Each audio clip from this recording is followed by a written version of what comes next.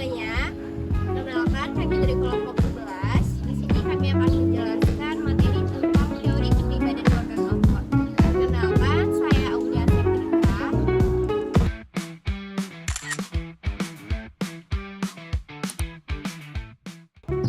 Saya Laila Nisa Lusna.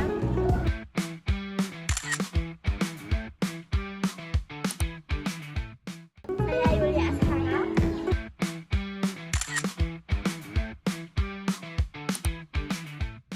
Kami merupakan Mahasiswa psikologi di MTK Padang. Pernah nggak sih teman-teman memperhatiin bahwa dalam satu kelompok ada orang yang sangat aktif, ada yang pendiam, dan ada juga yang selalu percaya diri. Padahal mereka berada di lingkungan yang sama loh. Lalu, mengapa sih setiap orang memiliki kepribadian yang berbeda?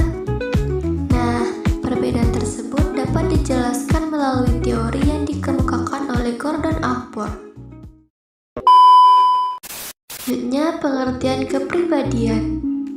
Menurut Gordon Allport, kepribadian adalah organisasi dinamis dalam diri individu yang menentukan cara khas seseorang dalam menyesuaikan diri terhadap lingkungannya.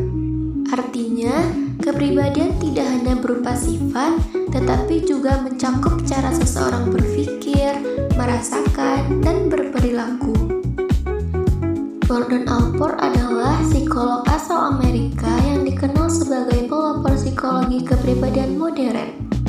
Ia lahir pada tahun 1897 di Amerika Serikat.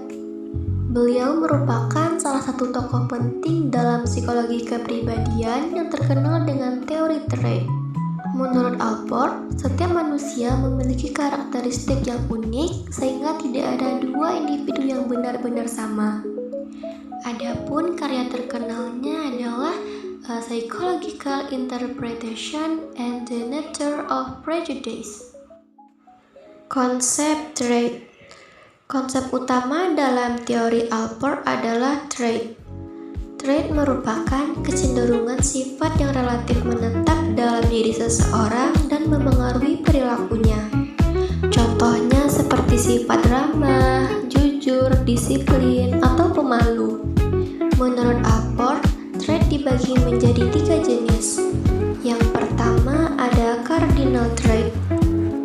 Cardinal trait merupakan sifat yang sangat dominan sehingga memengaruhi hampir seluruh perilaku seseorang. Namun, trait ini cukup jarang dimiliki. Contohnya seperti seseorang yang sangat ambisius akan menjadikan ambisi tersebut sebagai ciri khas dalam hampir seluruh aspek kehidupannya. Yang kedua ada central trait. Central trait merupakan sifat utama yang paling sering muncul dalam kehidupan sehari-hari. Contohnya seperti ramah, disiplin, jujur, dan bertanggung jawab. Dan yang terakhir ada secondary trait. Secondary trait merupakan sifat yang hanya muncul dalam situasi tertentu. Misalnya, seseorang yang biasanya percaya diri dapat merasa gugup ketika harus berbicara di depan banyak orang. Siapa di sini yang pernah ngerasa gugup saat presentasi? Nah, rasa gugup tersebut merupakan salah satu contoh secondary trait. Selanjutnya, konsep proprium. Selain trait, Allport juga memperkenalkan konsep proprium. Proprium merupakan inti dari kepribadian yang berkaitan dengan kesadaran dan pemahaman individu terhadap dirinya sendiri. Konsep ini menjelaskan bagaimana seseorang berkembang dari masa kanak-kanak hingga dewasa. Selanjutnya, tahapan proprium. Menurut Allport, perkembangan proprium terdiri dari beberapa tahap. Yang pertama, bodily self, yaitu kesadaran terhadap tubuh sendiri. Yang kedua, self-identity, yaitu mulai mengenali identitas diri. Yang ketiga, self-esteem, yaitu muncul rasa bangga dan percaya diri. Yang keempat, self-extension, yaitu mulai menganggap lingkungan sebagai bagian dirinya. Yang kelima, self-image, yaitu memahami bagaimana dirinya dilihat orang lain. Yang keenam, rational coping, yaitu mampu berpikir logis dalam menghadapi masalah. Dan yang terakhir, provide thriving, yaitu mulai memiliki tujuan hidup dan cita-cita. Selanjutnya, functional autonomy.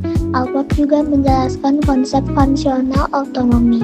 Konsep ini menjelaskan bahwa motivasi seseorang dapat berkembang menjadi mandiri dari tujuan awalnya. Contohnya seperti awalnya seseorang belajar karena disuruh orang tua, namun lama-kelamaan belajar menjadi kebutuhan dan keinginannya sendiri. Penerapan dalam kehidupan. Teori Alport membantu kita memahami bahwa setiap orang memiliki karakter yang berbeda. Pemahaman ini dapat diterapkan dalam pendidikan, konseling, dunia kerja, maupun kehidupan sehari-hari. Kesimpulannya adalah dapat disimpulkan bahwa teori Gordon Alport menekankan keunikan setiap individu. Kepribadian dipengaruhi oleh trait, berkembang melalui proprium, dan didorong oleh motivasi yang terus berkembang. Karena itu, perbedaan sifat bukanlah kelemahan, melainkan bagian dari keunikan manusia.